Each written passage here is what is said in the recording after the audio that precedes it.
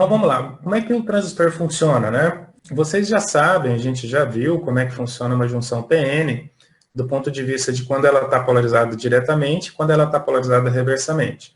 Quando está polarizado diretamente, eu tenho um grande fluxo de elétrons, né, de N para P. Então vamos pegar esse pedacinho aqui, ó. Eu tenho um transistor, esse terminal é emissor, esse terminal de base, esse é o terminal de coletor. Vamos analisar a junção formada pela base e pelo emissor, né? Então, como é que eu estou polarizando essa junção? A base, eu tenho um cristal do tipo P, no emissor um cristal do tipo N, eu estou colocando uma fonte de alimentação com positivo na base e negativo no emissor. Ou seja, essa junção PN formada pela base e o emissor, ela está polarizada diretamente. Se ela está polarizada diretamente, quer dizer que eu vou ter uma corrente circulando, né? O sentido convencional seria entrando pela base e saindo pelo emissor, né? Se vocês imaginarem que isso aqui é como se fosse um diodo, né? Então eu teria positivo em P, negativo em N, no anodo e no catodo, a corrente entra em P e sai por N, no sentido convencional. Mas na verdade, o que está acontecendo é o contrário, né? Os elétrons estão saindo de N e indo para P, porque aqui eu tenho uma grande quantidade de portadores majoritários do tipo de carga negativa, que são os elétrons, e aqui em P eu tenho os portadores majoritários, que seriam as lacunas. E aqui já começa a vir uma coisa interessante, né? Se vocês lembrarem, eu falei que o emissor ele é fortemente dopado e a base ela é fracamente dopada. O que quer dizer? Quer dizer que o número de lacunas disponíveis no cristal P aqui, aquelas que estão sobrando, é em número muito menor do que os elétrons livres que estão sobrando no cristal N do emissor. O que isso vai causar? A gente sabe, né, que quando eu tenho a circulação de corrente numa junção PN polarizada diretamente, esse elétron, ele vai começar a ter um fluxo grande de elétrons de N para P, e esses elétrons, para chegarem no positivo da fonte, eles vão pulando, né, de lacuna em lacuna, até conseguirem sair e chegar no polo positivo aqui da minha fonte. Então, o que a gente vai perceber? A gente vai perceber que pelo número menor de lacunas que eu tenho aqui no meio, nesse sanduíche aqui, os elétrons eles vão chegar em P, mas nem todos vão conseguir se recombinar com as lacunas para conseguirem ser coletados aqui. Então, uma grande parte desses elétrons, ele vai ficar circulando aqui, né? Ele vai ficar nessa região sem ter se recombinado ali com uma lacuna para ser coletado. O que isso vai causar? Esse acúmulo de elétrons ali, eu vou ter um monte de elétrons em P sobrando, que não se recombinaram com lacuna. E eles querem chegar no terminal positivo. Então, o que a gente vai ver? Vamos analisar agora a junção formada pela base e pelo coletor. O que eu tenho no coletor? Eu estou colocando aqui um terminal, um potencial positivo no coletor. Esse potencial positivo, se vocês repararem, eu estou com negativo agora, sob o ponto de vista dessa fonte, negativo na base e positivo no coletor. Isso aqui vai polarizar essa junção reversamente. Quando eu polarizo essa junção reversamente, se vocês se lembrarem, esses elétrons aqui, ó, que estão sobrando em N, eles vão ser coletados pelo positivo da fonte, havendo um esvaziamento de portadores livres aqui. O que vai acontecer? Esses elétrons que estão sobrando no meio aqui, pelo fato de eu ter uma densidade maior de elétrons desse lado, livres, do que desse lado, eu vou ter uma difusão, né? Pelo fato de eu ter essa quantidade menor de um lado para o outro, como eu já expliquei para vocês, vai causar uma movimentação de P para N, mesmo que esta fonte aqui, que é a fonte que está polarizando a junção base-coletor, esteja polarizando reversamente. Então, é interessante que eu tenho uma junção polarizada reversamente, mas pelo fato de eu ter um grande número de elétrons saindo do emissor e entrando na base. E nem todos eles sendo coletados pela base, né, se recombinando com as lacunas, uma grande parte desses elétrons vai continuar o trajeto.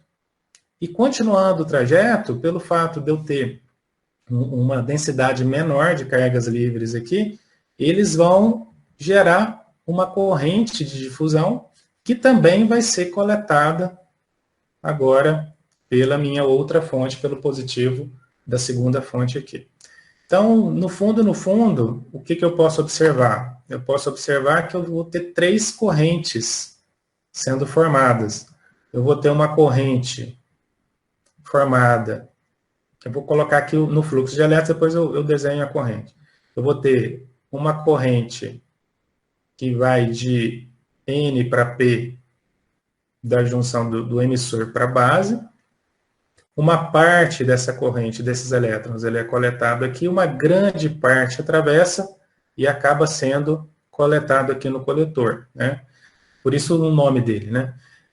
No caso, como o fluxo convencional da corrente elétrica ele é contrário do fluxo real, então o que eu posso perceber? Eu posso perceber que essa corrente de base, na verdade, ela está entrando na base, a corrente de emissor está saindo, que é tudo ao contrário, né, no sentido convencional, e a corrente de coletor, como os elétrons estão saindo aqui do coletor, na verdade a corrente está entrando, tá?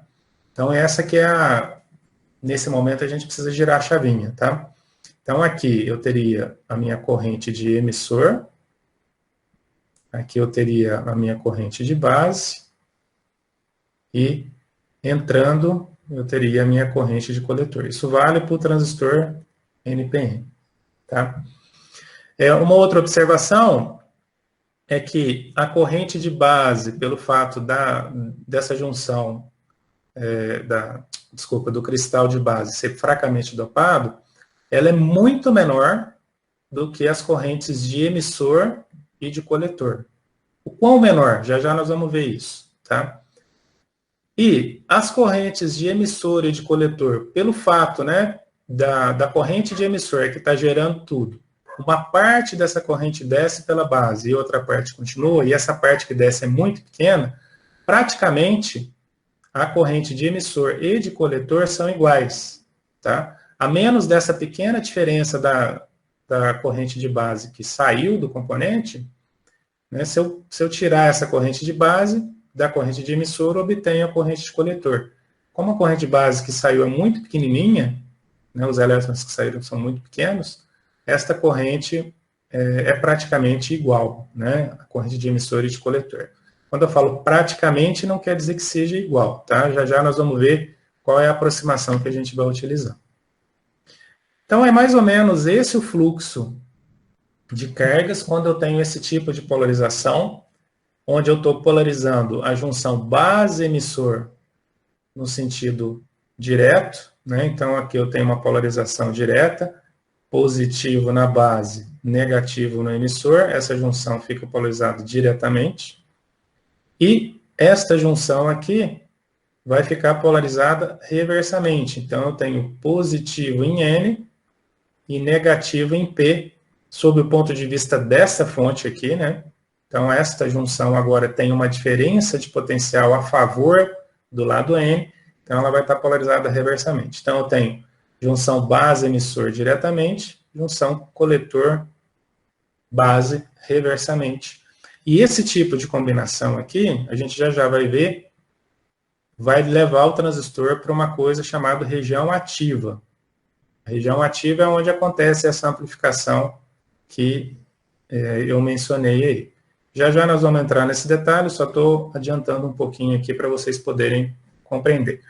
Eu posso fazer outro tipo de polarização no transistor? Posso. Tá? Eu posso, por exemplo, inverter essa fonte, colocar, por exemplo, mais aqui e menos aqui, e aí as duas junções vão ficar polarizadas reversamente. Se as duas junções vão ficar polarizadas reversamente, eu não vou ter mais esse fluxo de elétrons para cá, e, portanto, eu não tenho mais essa corrente que vem para cá. Ou seja, tanto o lado de base para emissor, quanto o lado de base para coletor, não vai ter corrente nenhuma circulando. Então, eu zero a corrente no componente, quando eu faço isso. Quando eu polarizo a junção base-emissor e a junção base-coletor de forma reversa, eu travo a corrente no meu componente. E essa já é uma aplicação, né? Eu consigo, através de uma tensão de polarização de base, eu consigo controlar se eu deixo ou não passar corrente no meu componente, né? Da forma como eu polarizo o meu componente aqui, vai indicar como é que está passando corrente por ele. E se eu fizer o contrário, se eu colocar ambas polarizadas diretamente, então aqui é igual, né, você está no morro abaixo. Se eu deixar esse cara polarizado diretamente, e esse cara também, agora eu vou inverter essa fonte aqui, vou colocar, colocar aqui positivo com negativo. Esse também vai estar polarizado diretamente, então eu tenho um fluxo muito grande de cargas, né? Então essa é a condição que a gente chama de condição de saturação do componente, onde eu aproveito toda a carga livre que ele puder conduzir nesse momento. A gente já vai ver que tipo de aplicação que a gente pode ter para isso. Então, basicamente é mais ou menos o princípio de funcionamento do fluxo de cargas elétricas dentro do componente. Então tá, vamos continuar. Vamos escrever algumas equações aí agora para poder quantificar essas correntes, né? A corrente IE, a corrente IB e a corrente IC. Antes disso, só uma observação. Como essa junção base-emissor aqui é como se fosse um diodo, então vamos lá, vou desenhar um diodinho aqui para a gente poder relembrar alguns conceitos, tá? Primeira coisa, quando é que esse diodo vai conduzir, pessoal? O que eu preciso ter para ele conduzir? Para deixar passar corrente aqui. Então, resistor aqui, né? Se eu colocar uma fonte de alimentação aqui, qual é a condição que vai fazer com que ele entre em condução? Vamos lembrar a curva do componente aqui, ó. Então, a tensão em cima do diodo e a corrente que passa por ele. Vamos lembrar da curva, né? Se a gente está considerando a curva exata, o que a gente percebe? Vamos imaginar que essa tensão que eu coloco aqui seja 0 volt. 0 volt não vai fazer passar corrente nenhuma, né? Porque se você não tem tensão, você não vai ter corrente nesse circuito aqui, tá? Mas à medida que eu vou aumentando, vamos colocar 0,1. Se o diodo fosse ideal, ele já fecharia e passaria a corrente toda, né? Proporcional aqui ao 0,1, dividido pela resistência que eu tiver aqui. Só que a gente sabe que não é assim. A gente sabe que tem que vencer a barreira de potencial dele. Então, a gente vê o seguinte, que à medida que eu estou aumentando o VD, essa tensão vai aumentando devagar, até chegar ao ponto em que eu chego na tensão de joelho, que eu consigo vencer a barreira de potencial e essa corrente sobe bastante. O que quer dizer que a corrente sobe bastante? Ele realmente se torna um condutor, e aí, ultrapassando esse valor, eu posso considerar a aplicação da lei de Ohm tranquilamente aqui, né? Desde que eu considere essa queda de 0,7 volts em cima do diodo. Então, o que eu percebo? Qualquer junção PN feita de silício, ela não vai conduzir logo que começa a ter uma polarização direta. Ela precisa ter um valor de polarização direta que comece a ser próximo de 0,7, que é a tensão de joelho dele. Então, o que eu reparo? Uma coisa importante, né? Eu reparo que a tensão VBE, a tensão entre base e emissor, né, como ela está positiva na base, negativa do emissor, eu coloco a setinha para cima aqui. Esta tensão, à medida que ela vai crescendo, né, a partir do 0 até chegar próximo de 0,6, 0,7, através dessa variação aqui, eu vou ter um aumento de IB e, proporcionalmente, um aumento de IE por conta disso. Então, não é que quando o meu VBE já estiver com 0,1 que eu vou conseguir ter esse fluxo de elétrons que eu acabei de falar para vocês. Ele vai sendo proporcional, né? À medida que eu vou aumentando ou diminuindo esse VBE, eu consigo ter uma condução maior ou menor de corrente aqui. Então, dito isso, a gente pode ver como é que essa dependência matemática com relação à corrente de emissor e à corrente de coletor, tá? Então, ó, quais são as equações que eu posso escrever aqui, ó? Do ponto de vista matemático, né, a equação teórica, a minha corrente de coletor está relacionada com a minha tensão entre base e emissor no meu circuito, como sendo uma função exponencial. É um IS, que é a minha corrente de saturação, que multiplica uma exponencial de E elevado a VBE, que é a tensão que está aqui em cima, dividido por VT, que é uma constante que eu posso calcular a partir da temperatura que eu estiver operando o meu componente. Então, na temperatura ambiente, a gente chama isso aqui de tensão térmica, né? Ela vale 25 milivolts. Então, é um IS. Esse IS é aquela corrente de saturação, né, de vários elétron-lacunas gerado pela temperatura. E a gente pode também considerar entre 10 a menos 12 e 10 a menos 15 amperes, né? Na ordem de picoamperes. Então, uma constante bem pequenininha, vezes um E elevado a uma tensão, dividido por um valor que é 0,25. Então, aqui eu teria E elevado a minha tensão VBE, né? Dividido por 25 milivolts. Vou pegar só esse parâmetro aqui. O IS é um valor muito miudinho, tá?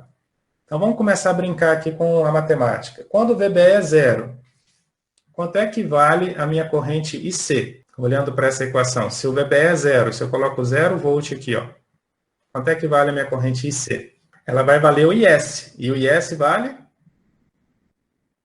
10 a menos 12 a 10 menos 15 amperes, ou seja, aproximadamente zero. Então, isso quer dizer o seguinte, que se o meu VBE for zero, a única corrente que eu tenho circulando nessa montagem aqui vai ser essa corrente devida à temperatura, ao movimento de portadores gerados pela agitação térmica do componente. Eu não tenho uma outra corrente incentivada, né, vamos dizer assim, pela tensão externa, tá? E como essa corrente ela é muito baixa, eu considero aproximadamente zero, tá certo, pessoal? Não é que ela não exista, ela existe, só que ela é muito pequenininha, tá? Muito bem, à medida que eu vou aumentando o VBE, né, vou colocando aqui 0,1, né, lembrando que esse aqui é 0,025, né? Então, na medida que eu vou colocando ali 0,01, 0,02 e assim por diante, a minha exponencial ela vai começando a crescer, né? Ela começa bem devagarzinho, dali um pouquinho, a hora que eu chego num ponto em que esse quociente aqui já tenha um valor considerável, mesmo o meu IS sendo um valor muito pequenininho, como esse número aqui vai dar um número muito grande, a multiplicação dos dois já começa a dar uma corrente considerável. E aí eu tenho uma curva ascendente aqui, que é aquela que a gente já conhece no diodo, tá? Então, é assim que essa equação, ela está, vamos dizer, representando matematicamente o comportamento aqui do meu circuito. E faz todo sentido, né? Porque à medida que eu aumento esta tensão aqui, eu estou aumentando a capacidade de injeção de elétrons aqui, que começa no emissor, e que, obviamente, afeta o coletor também. Então, a minha corrente de coletor, ela vai ser dependente, né, da minha tensão de base. E aqui a gente entra na capacidade do transistor, que o diodo não tem isso, né? O diodo, ou ele entra em condução já de uma vez, né? Claro, ele passa, né, por essa fase, mas a corrente dele, eu não consigo controlar uma corrente que está num outro terminal que não seja aquele que eu esteja aplicando a tensão. No diodo, a corrente ela é proporcional à tensão que eu aplico nos terminais do componente. No transistor, esta corrente IC vai ser proporcional à tensão que eu aplico no componente, mas em outra parte do componente. Então, é como se eu ganhasse um terminal a mais para poder controlar, através dessa tensão aqui, qual é a corrente que eu quero que passe nesse pedaço aqui. E é exatamente esse o grande uso do meu transistor bipolar. Ele é um dispositivo que a gente chama de controlado por tensão. Eu consigo controlar uma corrente numa parte do componente através de uma tensão numa outra parte do componente. Essa é a grande diferença e a grande vantagem do transistor em relação ao diodo, tá? Muito bem, então dito isso, uma outra relação importante, né, para vocês poderem guardar, é a relação entre quanto de corrente C e quanto de corrente IB eu tenho no meu componente, tá? Essa relação, normalmente ela é dada pelo fabricante, e como eu estou relacionando duas correntes, né, IC dividido por IB, isso normalmente é constante, e esse constante aqui ele tem um nome, que é um dos parâmetros mais importantes do transistor, que ele é chamado de beta, tá? Então, o beta do transistor, ele é a divisão da corrente de coletor pela corrente de base do meu componente. Isso depende de cada componente e depende do tipo de dopagem que eu tenho em cada um deles. Então, cada transistor tem um código diferente e vai ter um beta diferente. Como é que eu sei onde está esse beta? Eu tenho que olhar no manual do componente. Então, essa aqui é uma relação muito útil, a gente vai usar isso para o resto da vida, tá? Então, essa equação aqui, se eu tivesse de pedir alguma equação nessa transparência que você precisa saber de cor, é essa, tá? A relação entre C e B é igual a beta. E aqui é uma variação dela, né? Ou seja, se eu tenho o IC, é só dividir por beta que eu acho o IB. E vice-versa, se eu tiver o IB, é só multiplicar por beta e eu vou achar o IC, tá? E se eu olhar aqui no circuito, como os elétrons saem do emissor, uma parte vem para a base e outra parte continua, do ponto de vista de corrente, eu tenho que a corrente de coletor mais a corrente de base, ó, as duas correntes estão entrando no componente, formam a corrente de emissor. Então, eu posso dizer que a corrente de emissor é a corrente de coletor mais a corrente de base. Essa é a segunda equação que eu preciso que vocês guardem nesse momento, que também vai ser muito importante daqui para frente, tá? E aqui desse lado tem o nome dos parâmetros, né? VBE é a tensão entre base e emissor, o VT é essa tensão térmica que eu comentei com vocês, e o beta é o ganho de corrente em emissor comum, né? Já já a gente vai ver o que é isso.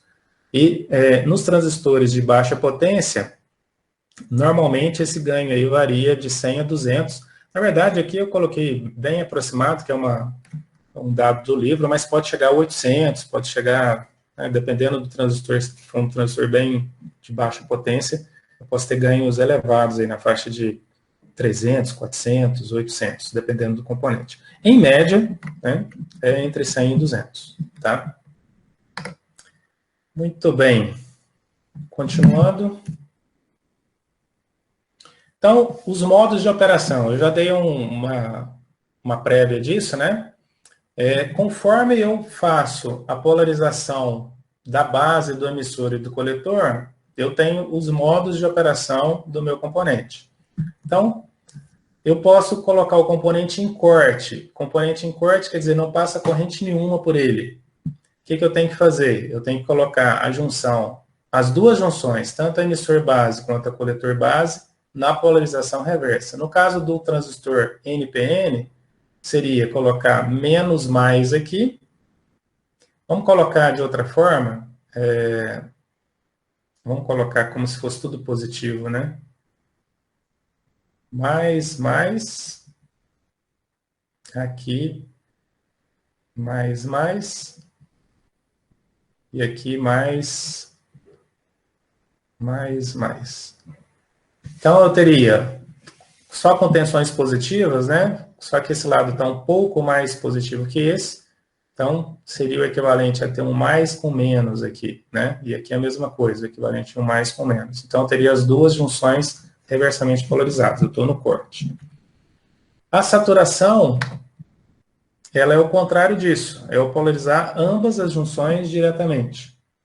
E a região ativa é o que eu mostrei no exemplo, em que eu tenho a junção emissor-base polarizada diretamente, ou seja, eu teria mais, menos aqui, e a junção base-coletor polarizada reversamente. Eu teria mais, vou colocar que fosse aqui, mais, aqui mais, e aqui mais. Então, aqui nesse caso, eu tenho uma diferença de potencial a favor da base, para o emissor, e uma diferença de potencial a favor do coletor para a base, o que faz com que essa junção fique reversamente polarizada, tá? Em termos de aplicação, o corte e a saturação é o tudo ou nada do transistor. Não está passando nada de corrente ou está passando o total de corrente que ele pode suportar dentro de um circuito, tá? Quando eu tenho esse tipo de comportamento, ou tudo ou nada, a aplicação imediata disso, né, são os circuitos digitais. Então, aí eu consigo fazer os zeros e os uns, que a gente tanto fala, né, que vocês aprenderam lá em eletrônica digital. Então, se eu quiser utilizar o transistor em circuitos digitais, eu vou utilizar ele nesses dois modos de operação, no corte e na saturação. Agora, se eu quiser utilizar o transistor em circuitos analógicos, eu tenho que utilizar no modo da região ativa. A região ativa não é o tudo ou nada, é o que vai de pouquinho em pouquinho e é proporcional. Então, as tensões e correntes ficam proporcionais. E uma das aplicações que eu tenho para isso aqui são os amplificadores, né? Quando eu tenho um amplificador, eu quero um circuito que produza um sinal na saída maior, mais forte, só que proporcional, não é tudo ou nada. Eu quero que ele descreva a minha entrada de maneira linear. Se eu colocar uma senoide, eu quero que saia uma senoide. Se eu colocar um triângulo, eu quero que saia um triângulo, só que um triângulo maior ou uma senoide maior. Então, essas três regiões de operação, a gente só precisa saber, né, o funcionamento delas para você poder colocá-las adequadamente numa aplicação, ou de circuito digital ou de circuitos analógicos. Nós vamos aprender como é que a gente faz isso, tá? E eu vou dar exemplos de ambas as aplicações. A gente vai aprender as portas lógicas, né? Uma aplicação vai ser uma porta inversora, e a gente vai aprender também como projeta um amplificador de pequenos sinais, tá?